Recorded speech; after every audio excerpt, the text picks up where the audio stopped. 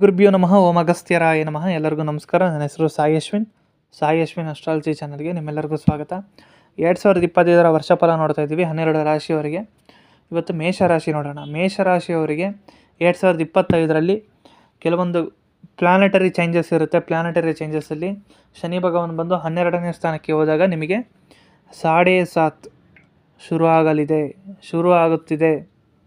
So ಅದರ impact ಇವಾಗಲೇ ಇರುತ್ತೆ, ತೋರಿಸ್ತಾ ಇರುತ್ತೆ ನಿಮಗೆ.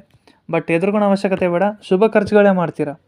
ನಿಮ್ಮ ಮನೆ ಕಟ್ಟೋದು, ಸಾಲ ಮಾಡಿ ಮನೆ ಕಟ್ತೀರಾ, ಮನೆಯಲ್ಲಿ ಶುಭ ಕಾರ್ಯಗಳು ನಡೆಸೋದು ಇದೆಲ್ಲ ಇರುತ್ತೆ. 11ನೇ ಮನೆಯಲ್ಲಿ ರಾಹು ಇರೋದು ನಿಮಗೆ ಇದು ಒಳ್ಳೆಯ ವಿಚಾರ. 11ನೇ ಮನೆಯಲ್ಲಿ ರಾಹು ಇದ್ದು ಗುರು ನೋಡ್ತಾ ಇದ್ದಾರೆ, ಲಾಭ ಸ್ಥಾನದಲ್ಲಿ ರಾಹು ಇದ್ದರೆ ಇದು ನಿಮಗೆ ಶನಿ ಏನೇ 12ನೇ ಮನೇಲಿ ಇದ್ರೂ ಖರ್ಚಾಗ್ತಾ ಇದ್ರೂ ಒಂದು ಕಡೆ ಲಾಭನೂ ಬರ್ತಾ ಇರುತ್ತೆ, ಒಂದು ಕಡೆ ಖರ್ಚು ಆಗ್ತಾ ಇರುತ್ತೆ.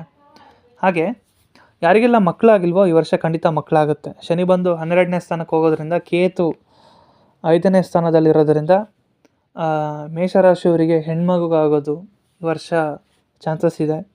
3ನೇ ಮನೆಯಲ್ಲಿ ಗುರು ಇರೋದು ವಿಪರೀತ ರಾಜಯೋಗ. 3ನೇ ಮನೆಯಲ್ಲಿ 12ನೇ ಅಧಿಪತಿ ಗುರು 3ನೇ ಮನೆಯಲ್ಲಿರೋದು ಇದೊಂದು ವಿಪರೀತ ರಾಜಯೋಗ. ಎಜುಕೇಷನಲ್ಲಿ ನೀವು ಉತ್ತಮವಾಗಿ ಚೆನ್ನಾಗಿ ಓದ್ತೀರ. ಹಾಗೆ ಯಾರಿಗೆಲ್ಲ ಮದುವೆ ಆಗಿಲ್ಲೋ ಅವ್ರಿಗೂ ಈ ವರ್ಷ ಆ ಕಂಕಣ ಭಾಗ್ಯ ಕೂಡಿ ಬಂದಿದೆ.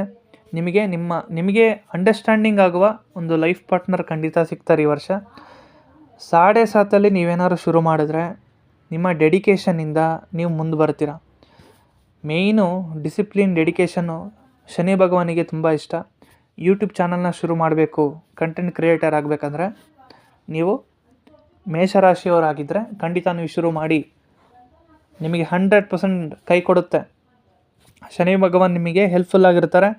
ಅದೇ ರೀತಿ ರಾಹು ಭಗವಾನ್ ಲಾಭ ಸ್ಥಾನದಲ್ಲಿದ್ದಾರೆ. ಇದೊಂದು ಒಳ್ಳೆಯ ವಿಚಾರ. 5ನೇ ಸ್ಥಾನದಲ್ಲಿ ಕೇತು ಏನು ಮಾಡ್ತಾರೆ ಅಂದರೆ, ಹೊಟ್ಟೆ ಸಂಬಂಧಪಟ್ಟ ಕೆಲವೊಂದು ಸ್ಟಮಕ್ ಟ್ರಬಲ್ ಇರುತ್ತೆ. ಹೊರಗಡೆ ಏನಾದರೂ ನೀವು ಫುಡ್ ತಿಂತ ಫುಡ್ ಪಾಯ್ಸನ್ ಆಗೋದು, ಹೆಲ್ತನ್ನು ಕೆಡ್ಸ್ಕೊಳಕ್ಕೆ ಹೋಗ್ಬೇಡಿ. ಜಾಸ್ತಿ ಆರೋಗ್ಯವಾದ ಆರ್ಗ್ಯಾನಿಕ್ ಫುಡ್ನ ನೀವು ಕನ್ಸ್ಯೂಮ್ ಮಾಡಿದ್ರೆ ತುಂಬ ಒಳ್ಳೆಯದು. ಅದೇ ರೀತಿ ಎಜುಕೇಷನ್ ವೈಸ್ ನೋಡಿದ್ರೆ 5ನೇ ಸ್ಥಾನದಲ್ಲಿ ಕೇತು ಇರೋದು ಇದು ಬಹಳ ಉತ್ತಮ. ನೀವು ಒಂದು ವಿಷಯನ ಬಹಳ ಸೂಕ್ಷ್ಮವಾಗಿ ಅದನ್ನು ಗಮನಿಸಿ ಅದು ಗ್ರಹಿಸುವಂಥ ಶಕ್ತಿ 5ನೇ ಸ್ಥಾನದಲ್ಲಿ ಕೇತು ಇರೋರಿಗೆ ಬೇಗ ಅರ್ಥ ಮಾಡ್ಕೊತಾರೆ. ಒಂದು ವಿಷಯನ ಅಬ್ಸರ್ವ್ ಮಾಡಿದ್ರೆ ಸಾಕು, ಅವ್ರಿಗೆ ಬೇಗ ಅರ್ಥ ಆಗುತ್ತೆ.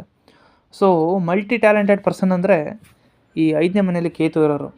ಸಾಕಷ್ಟು ಮಂತ್ರ ಜಪ ಮಾಡೋದು, ಕೆಲವೊಂದು ಉಗ್ರವಾದ ದೇವತೆಗಳಿಗೆ ಉಪಾಸನೆ ಮಾಡೋದು, ಈ ಉಪಾಸನೆ ಮಾಡೋದೆಲ್ಲ 5ನೇ ಮನೆಯಲ್ಲಿ ಕೇತು, 10ನೇ ಮನೆಯಲ್ಲಿ ಕೇತು ಇದ್ದವರು ಈ ಥರ ಎಲ್ಲ ಪ್ರಯೋಗಗಳು ಮಾಡ್ತಾರೆ. ಕೆಲವೊಂದು ರಿಸರ್ಚ್ ಮಾಡೋದು, ಸೈಂಟಿಸ್ಟ್ಗಳಿಗೆಲ್ಲ 5ನೇ ಮನೆಯಲ್ಲಿ ಕೇತು ಇರುತ್ತೆ. ಸೊ ಓವರಾಲ್ ಆಗಿ ನೋಡೋದಿದ್ರೆ ಮೇಷರಾಶಿಯವರಿಗೆ ಈ ವರ್ಷ ಚೆನ್ನಾಗಿದೆ.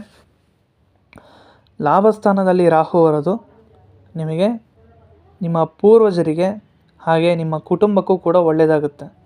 3ನೇ ಮನೆಯಲ್ಲಿ ಗುರು ಇದ್ದಾಗ ನಿಮಗೆ ನಿಮ್ಮ ಫ್ರೆಂಡ್ಸಿಂದ ಹೆಲ್ಪ್ ಆಗುತ್ತೆ. ನಿಮ್ಮ ಫ್ರೆಂಡ್ಸ್ ಏನಾದರೂ ಜಗಳ ಆಗಿದ್ದರೆ ಮತ್ತೆ ಅವ್ರನ್ನ ಹೋಗಿ ಮಾತಾಡಿಸ್ತೀರಾ, ನೀವು ಒಂದಾಗ್ತೀರಾ.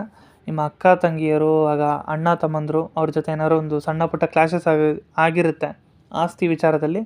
ಇವಾಗ ಅದೆಲ್ಲ ಸರಿಪಡಿಸೋಕ್ಕೆ ಒಂದು ದಾರಿ ಮಾಡಿಕೊಡ್ತಾರೆ ಗುರು ಭಗವಾನಿನ ನೀವು ವ್ಯಾಸ ಭಗವಾನ್ ಅವರ ಗಾಯತ್ರಿ ಮಂತ್ರವನ್ನು ಓದೋದು.